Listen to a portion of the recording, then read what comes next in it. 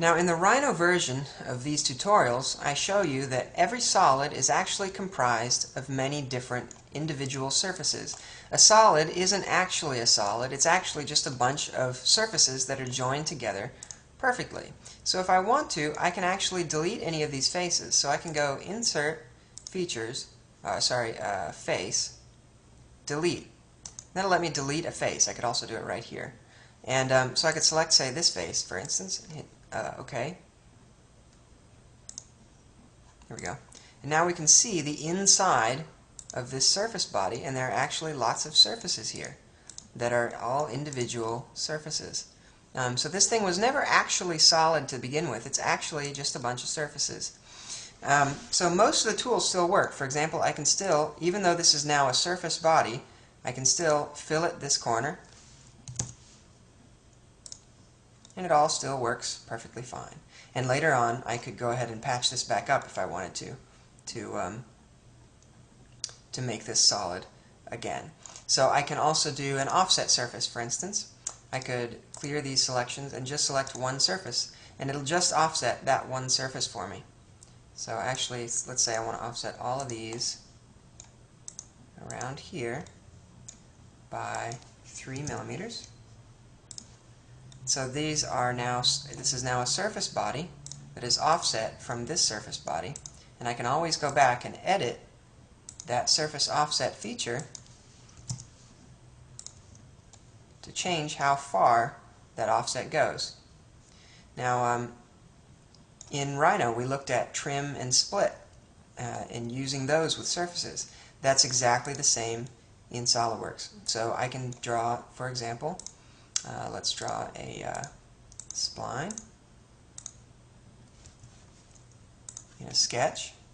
And then I'll do my surface extrude tool, select this curve, and it's going to want, this time it's going to go perpendicular to the sketch, and I actually want it to go parallel with this line. So I can choose right here, this is my direction of extrusion dialog, so I can choose right there, that line, and now my extrusion is parallel to that line.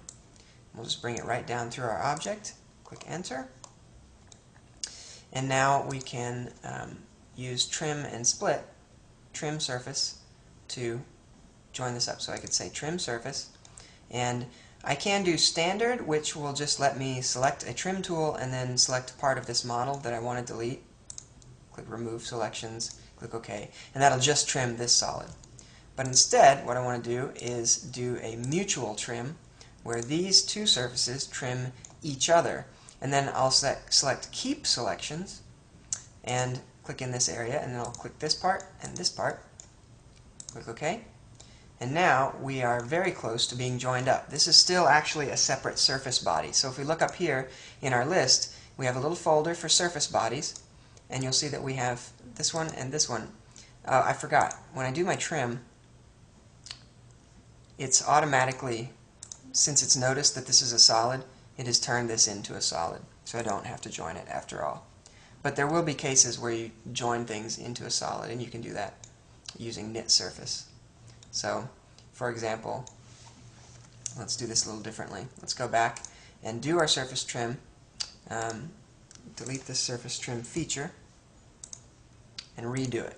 So this time I'll do a trim surface with standard enabled. Select this object, keep that, click OK, and then do trim surface standard using this object, and keep that part, OK.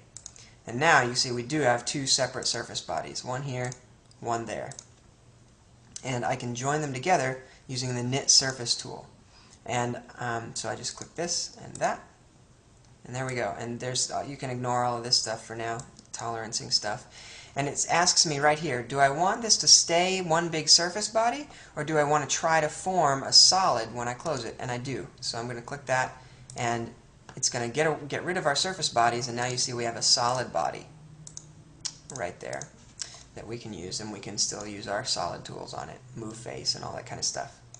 So now I could do a insert face move and use offset to move this face. There we go. I have now offset this face 5 millimeters to the right. Okay? So surfacing in SolidWorks is actually very similar to Rhino.